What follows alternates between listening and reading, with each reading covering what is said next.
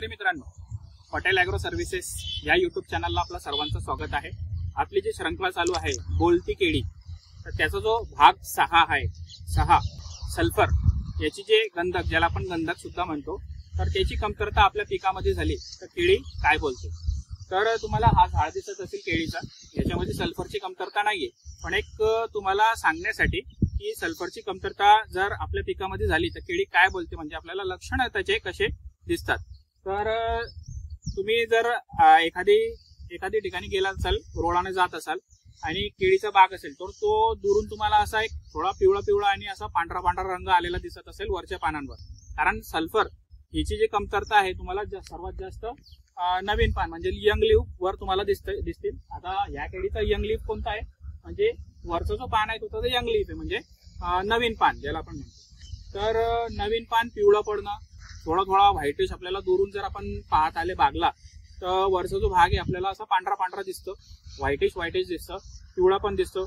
आणि ही डिफिशियन्सी ज्यावेळेस वाढत जाते, सल्फर जर आपण वेळेवर पिकाला नाही दिला तर ही डिफिशियन्सी वाढत जाते। वाढल्यावर याच्यावर नेक्रोटिक पॅचेस म्हणजे पानांवर मार्जिनवर तुम्हाला जळालेले पानं सुद्धा दिसतात यंग पानांमध्ये, म्हणजे नवीन पानांमध्ये।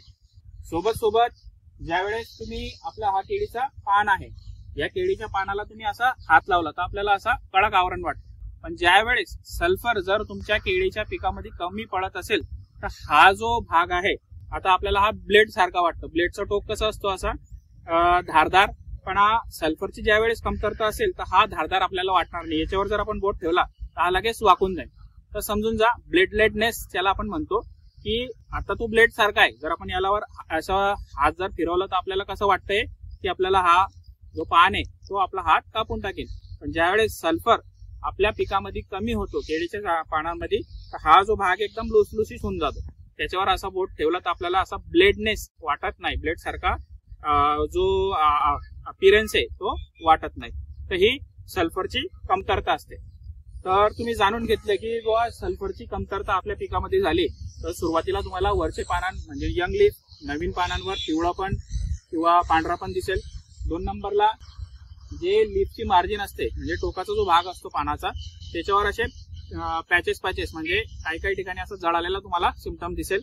आणि ब्लेडनेसनेस म्हणजे असा आपण टच केला तर इथं आपल्याला असं वाटतंय की ब्लेड सारखा आहे, पण सल्फर कमी असल्यावर हा जो मॉर्फोलॉजी आहे ते पूर्णपणे चेंज होऊन जाते।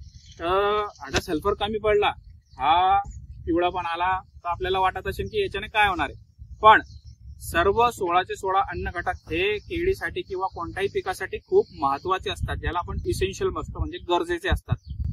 तर हे जर कमी पडत असेल तर याचा सर्वात जास्त जो फटका आहे तो आपल्या वाद्याला होतो, वादा शॉर्ट येतो। कोणताही अन्न घटक कमी पडला तर फटका कशाला बसणार आहे, 100% ते वाद्याला किंवा त्याचा जो फळ आपण त्याचा जो उत्पन्न घेणार आहे त्याला फटका बसतो।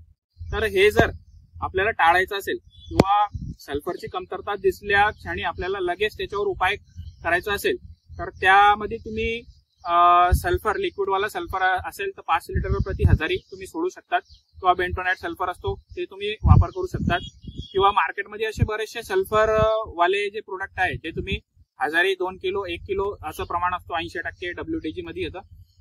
1 ते 2 किलो जर तुम्ही हजारी सोडलं त्याला, तर नक्कीच जे सल्फर आहे त्याची कमतरता आपल्या पिकामध्ये होणार नाही।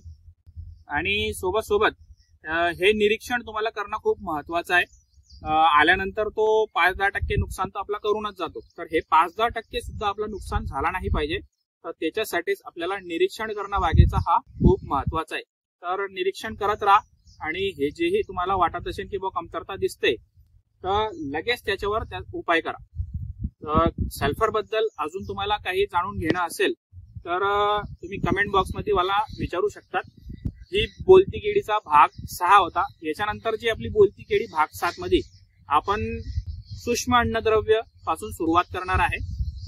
प्रथम अन्नद्रव्य आणि दुय्यम अन्नद्रव्य आपले झाले, जसं प्रथम मध्ये आपण नत्र, स्फुरद आणि प्लाश घेतलेला आहे। 2 आता आपला जो मॅग्नेशियम, कॅल्शियम आणि सल्फर हे सुद्धा झालेला आहे। आता याच्यानंतर जी श्रृंखला येणार आहे आपली भाग 7 मध्ये आपण सूक्ष्म अन्नद्रव्य त्याच्यात चालू करणार आहोत। तर चॅनलला सबस्क्राईब करून इतर शेतकऱ्यांपर्यंत पोहोचवा। तर बोलती केळी हे टॉपिक मध्ये मी तुम्हाला पूर्ण अन्नद्रव्य 16चे 16 अन्नद्रव्यांची जे गरज असते ती कशी असते दाखवणार आहे. धन्यवाद.